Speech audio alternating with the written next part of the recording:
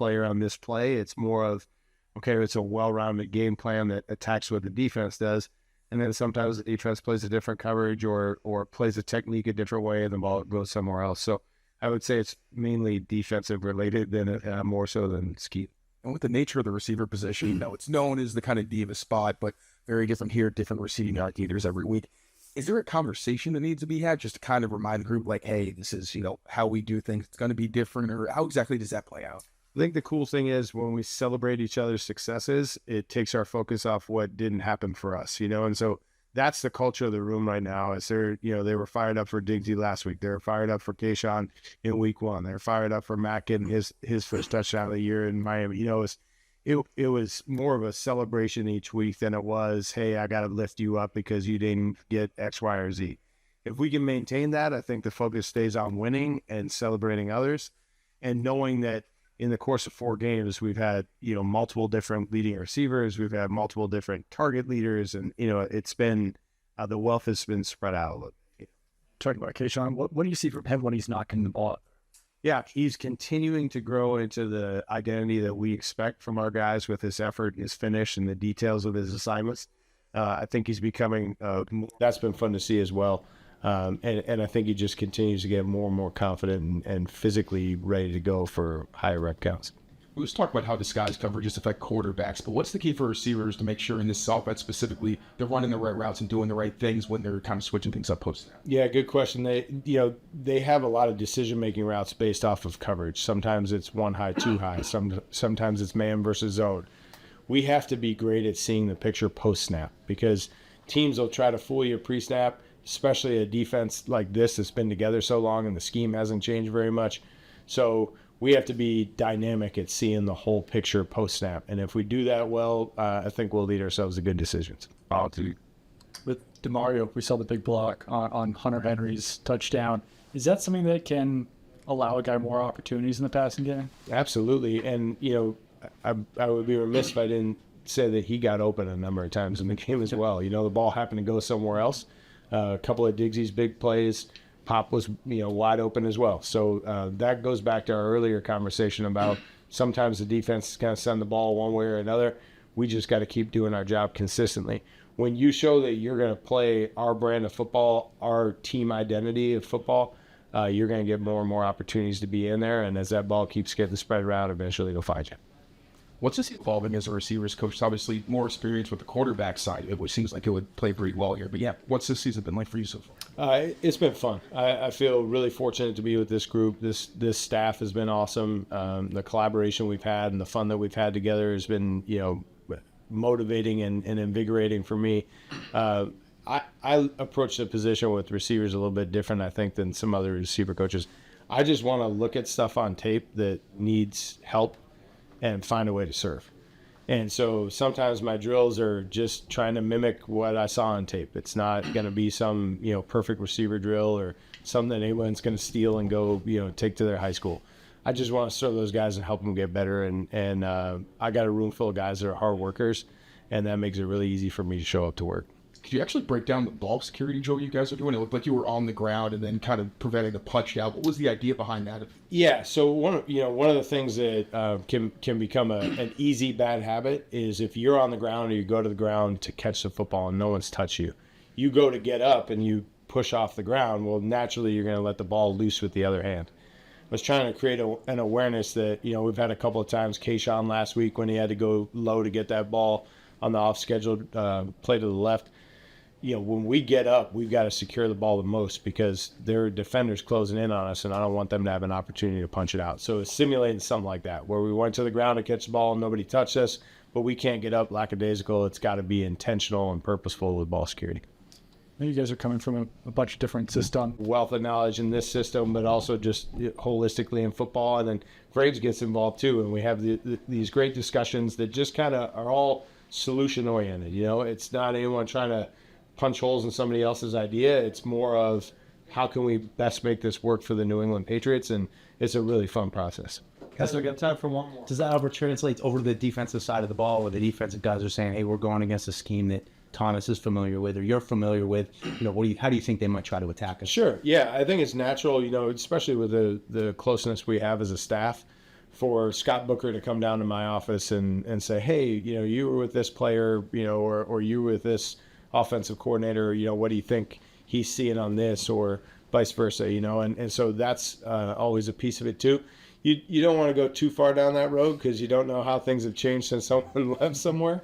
So you can't take it as gospel, but you definitely, want to pick their brain when you can. Yeah. All right, Scott. Thank you. What sort of challenges does Ed Oliver present an offensive line? Yeah, I mean, he's a really good football player along with the other players that they have up front. They have a lot of experience. They played a lot of football. Again, like I said before, each week there's always different challenges. Each week brings another, and obviously we have a big challenge for us this week. What makes the challenge of Buffalo unique? I'm from New York City, so I was up there for a while. I just think, the fan base of the people there, just good people they love their team, no different than here we are in Massachusetts, and we love our team. With their front seven, is there anything about that group in particular that poses a different challenge than normal with? Yes, like I said, everyone does, schematically and just the way they play. And there's a lot of snaps up there, what I'm saying, with those players. They have a lot of experience. They know how to defeat blocks, win and pass pro. They do a lot of things. And, it's just one of those things that we just got to get our guys as prepared as we can get them. And that's my job. How are you, Dan? Good. How you doing? Mike Reese with ESPN. Mike, that's really great. Sure. I was thinking about you. Just said 61. You always have a still bad life if you spend the time thinking about good offensive line play, an old center from Syracuse, No, but for yeah. Just what do you love about this that makes you want to keep doing what you do? I think the best part of it's always been just about the teaching. To be able to work with individuals with different types of skill sets. And then what you try to do is to go out there and have 5 players, and obviously there's tight ends, there's much more involved, but, have those 5 players knowing that, for us, all 5 of us have to win, to be successful. And if one loses, then it breaks down. And, I think my greatest joy is to see, when you're working with players and you're working on things and they go out there and it hits them and if they do well, I feel excited for them. I think that's the thing that makes you keep coming back to it, seeing that and the development of players. I think that's probably the thing when I look back and, a lot of the players I coached, a couple of them are coaching now in the NFL, to see them, to remember when they first walked in the building, how they were, how they worked, how they studied, then how they played and performed, and then watching them go on and basically grow up and, be able to pass that down and to give it to someone else. I think that's the great part of coaching. And I feel fortunate, here, not only with just, the players that we have, but, I've got 2 guys that I work with that are outstanding. And they help me just as much as I hope that I help them. Son. I was just going to say, as someone that's seen as much talent as you have, more than us, do you see the comparisons between Josh and Drake?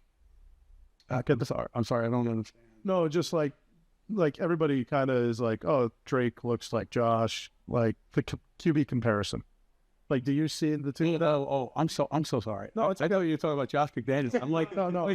I was like, no. I should have said that. No, that's fine. Do you see? I don't look at that. So it's very difficult for me to do that. So I can't really comment on it because I'm watching all the defensive side involved for most of the teams that we play. Sometimes I'll watch the offensive side, but we haven't been able to see them on that side. But normally I stay away from comparisons, but I haven't watched any film on that, so I don't know. Been racking my brain to think of former players that you coached that are now coaching. Who am I missing? Zach Streets, coaching at Denver. Jonathan Goodwin, was in coaching. He was with me, for a while. Probably the longest player I was with. Charlie Evans, is still coaching there. Wayne Letchford, is with Atlanta. So, those players right there are guys that, I have experience with at a very young age, and now they all of them are doing a great job. So I'm really, really happy for that, except for when we play them. When you were playing, was there that moment where the light went off for you and you said, that's where is when five guys work, what you're talking about when they work together? Like, is there one moment or one team or one unit that No, I don't think of it as a moment type of experience. I don't think of it as a thing. I think it's something that you're striving for in each and every play. So you go into it and it's okay. Here's play number one. Here's the call. You go out there. Okay, hey, can we get everybody on the same page doing what they need to do for other people around us to be successful, whatever that may be? Because the more people that are successful around us, then the more success that we're probably having, up front. So I think I look at it as a day-by-day, play-by-play thing. I try not to, look at it from a big picture standpoint, because I think that's where you can get lost a little bit. And I think you could keep your focus a lot tighter if you're just focusing on that play at that specific time, or that technique of what you want to get done, when you're working individual and things like that. Garrett Bradbury, have you been asked about him in this group today by any chance? No. Love to get your take on how he helps that five. Yeah, it's been good. I mean, we work a lot together. I haven't, played that position myself. I haven't played all five, but that one, I've always enjoyed. And so we do have a lot of conversations about, technique, what he's done before in the past, what do you think we can do now? So we have a really good relationship when it comes to that. Hey, why don't you try? He's great too, because, he's open to things. And I'll be like, hey, what do you think about this? Does this make sense to you? You want to try this? Technically, we're talking about technique. And so that's what you want. You want that type of relationship where, hey, if you go in and say, hey, what do you think about this? Well, I think this will work. Let me give it a shot. Or, hey, I gave it a shot. I think this is more comfortable for me. And I think, he's played a lot. So, I trust in his instincts. So it's been good. I've really enjoyed our time, here and working with him, now. And this might be a very terrible question, but what is an example of that? Is it a footwork thing? Hey, I think it's a lot of things. It really is. It's the little things. Hey, maybe if you drop your foot here a little bit more, this can happen. Maybe if you get this thing, hey, what do you think about this? What do you see? A lot of times with coaches, for me, I like to ask a lot of times, what do you feel? How does that feel? Because you can't really tell sometimes, how a player feels when he's, engaged or engaging, or he sets, whatever it may be, whatever the technique is. So a lot of times, what do you feel? Do you feel balance? Do you feel power? Do you feel this? And then, talking through it, what are you thinking? And I've always said this, I think it's one of the most important things, that in order to change somebody's maybe habit, you've got to try to figure out what they're thinking, because you got to change their thinking if you want to change the way their body's reacting. So now I spend a lot of time, I ask probably a lot of questions, more so. And I think, one of the things I think in coaching is you've got to be a great listener. I think you've got to listen to the players and work with them to try to get them better. And once they know that you're trying to do that, and you're looking out for what's best for them, I think that's when, Coach Rabel talks about all the time, building that connection, building that relationship. And I think those things are the most important things for a player to get the best out of him. How is it kind of balancing that, where you have obviously two rookies on one side and then three, like, not just like second, third year veterans, but guys that have been in the league in a while, with Garrett, Mike, and Morgan? Yeah, I think it's the same thing. I think that, the veteran guys actually help that, the players that, with their communication and their experience and what they've gone through. And then the players themselves, when they're young, they go through it. They're learning things on every snap, everything that they get, and that's the one thing about experience is, people always like it, they always want it, but, there's a time where, hey, you're gaining it, and I think even the older players will tell you that, hey, every time they go out there that they're gaining some type of experience from it. So, I can't speak for them. That's just how I see the game and I see it going, but it's, I think, collectively you're looking for one thing, and then individually you're working on, separate things for each player. I have one more, but I want to make sure I'm not taking it from someone else. We're good?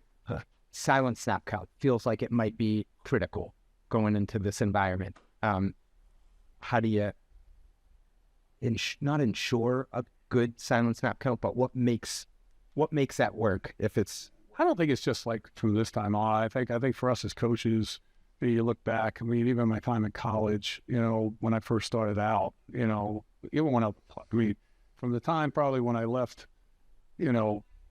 high school, it's always been an important thing of working on, that type of rhythm that you get, or, just being able to get off the ball And I think it's part of everyone's game. It's not just all of a sudden 1 week pops up and you say, hey, here we go. So it's something that you work on. It's something that you try to get better on, and you work on it, constantly. It's just not, all of a sudden you're playing on the road. Now we're going to work on it. You may work on it a little bit more, but you're going to work on it throughout the whole year.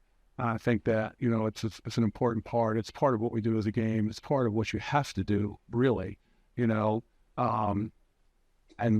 it's just something that you work on, you get everybody in sync, and everyone gets a good feel, and you come up with different things. And a lot of times, the players themselves are the ones coming up with, how they want to do it, what they want to do, because it doesn't really matter how I want it to feel, saying I'm not the one out there having to do it, so that it goes back to that communication again and working with the players on it. Thanks for Yep, no problem. Consideration, like, we want to protect the quarterback, but obviously Drake's legs are a real asset, or is that just something for Josh to decide on? Well, at the end of the day, ultimately Josh decides on it. But between the rest of us, we come up with things that is one of the nice things is there's a bunch of us that come from a bunch of different systems and have done a lot of different things. So it's fun to kind of get together and throw ideas out there and look at what all of us have done in different places, and then what fits us here, and then kind of bring it together and see what works, see what sticks. Cool. I appreciate you, Tony. Yep. Hey, Tony, Mark Daniels. How you doing, Mark? Hey, good to see you. See you. So, different question. Do you have 1 or 2 daughters? 4. 4. Oh, 4 daughters. All right. 4 so daughters. I've heard that Mike has encouraged coaches to not miss events. I'm just curious, is that something he's done with you to you got a game or a play or whatever to? Yeah. He's always. I mean, the season's a little bit tougher. Yeah. So when the window and opportunity presents itself for us to go do that, he certainly encourages it and pushes us to go do it. In the off season, it's as he would say, it's on you. If you miss anything with your children in the off season, that's on you. So it's been great working for him in that way. Particularly, when I worked with him the first time in Tennessee, my kids were younger. Now they're all out. The older 3 are out of the house, so I don't have that anymore. So I enjoy going to watch other people's kids now. For sure. Why do you think that's important to Mike, and what's it do for the staff? Well, I think it's important because he had kids. He had kids, and he was a very supportive father of his kids, and got to go watch his kids every opportunity he got to do that. And then I think it really promotes that the family atmosphere that we all talk about, that we all want. Throughout this business, coaches talk about a family all the time. Well, he encourages us to go spend time with our families and be there to be able to support our children, because I think he understands how important it is, especially as they get in their teenage years, that if anybody's kids are like I was as a teenager, it'll be a little bit easier to go sideways. But when your parents are there being supportive, and you have an opportunity to spend time and talk to your parents, and they know what you're doing, so to speak, and I think that the kids all respect that and appreciate that as they get older, that they have us there and we're not absent when we don't have to be. Right. And did you have a favorite sport or something when your kids were playing to go and watch?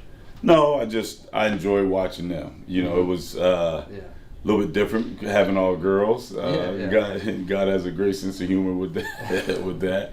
Probably would have been way too hard on them if they were boys. So I just enjoyed watching them play and watching them compete, because I think the sports teaches us a lot of lessons, life lessons, in my opinion. So I was glad that my girls got to go through that and learn some valuable lessons about life and teamwork and understanding to not be selfish and understand being selfless. So I'm appreciative of that. And just my last one, obviously a lot of staff who were in Tennessee came here, and how much does that speak to how people feel about Mike, and just the relationship he's able to build with you guys? I personally think it says a lot. I was very excited when the opportunity presented itself. One, because you know who he is. He's fair. You will always know where you stand. He doesn't bite his tongue. Everyone gets treated the same. And then, like you mentioned, the family piece. I know that he's gonna encourage and give us opportunities to spend time with our wives and our kids. when the opportunities present themselves. And obviously, he's a heck of a football coach. He's a winner. Yeah. He's done it as a player and a coach for a long time, and you know, it's a great work environment. You know, sometimes obviously we haven't won every game, and it stinks coming to work when you lose. For sure. You know, but he makes the environment one that it's never fun when you lose, but you know, it's an environment that you can still come to work and be excited to be at work, excited about the people that you're working with and doing it with, and being able to move on. And that's a great quality of his that I really appreciate and that I've learned a lot from. Awesome. Thank you so much, sir. I really appreciate it. Thank you. How you doing, Coach? How you doing? I'm Evan. I don't know if we've met Evan, before. yep. How you doing, Evan? Good. I just wanted to ask you, just with the run game, just what are you guys seeing from a running back's perspective, just in terms of getting a little bit more production out of the running game? Well, we got to take what the defense gives us, you know, and then in terms of what we can do in terms of doing our part, when we get the ball, we have to make sure that we are making the right reads, the right cuts, and then trying to finish runs going forward. And there has been times and will be times when it's blocked really clean, and we got to make sure that we're decisive and hit the holes the way that we should be and the way that we need to. And then if it's a time where it's muddy, then we have to stick our foot in the ground, punch a hole in it, fall forward, and get what we can get out of it. But, you know, we play some good teams, some good defenses, and we'll keep plugging away. Yeah, absolutely. And also, I think, just taking interest in all these boots that you guys are running and seeing pretty cool concepts and stuff like that. Just from a running back perspective, is there anything special that goes into selling those play action passes, or that kind of more on the quarterback? Well, as a runner, you got to run the run. You know, up front, the offensive line, they're blocking the run as if they're running the run, and as a back, you got to run. You take a fake. We work with the quarterbacks and ball handling in terms of making sure that it looks the same. You know, you've heard Coach Vrabel say we try to make plays look the same, and that's the whole idea. Doing a great job with our meshes with the quarterback, and then running the run. And the more real that we can make it look like the run, the better the sell is going to be. And then obviously, the quarterback does this thing, getting out on the perimeter. Certainly he's an athletic kid that can do a lot of things with the ball once he gets out on the edge, whether it's distributing it to the open guy or taking off and using his God-given ability with his legs. Yeah, absolutely. Thank you. I appreciate it so much. No problem. Thanks.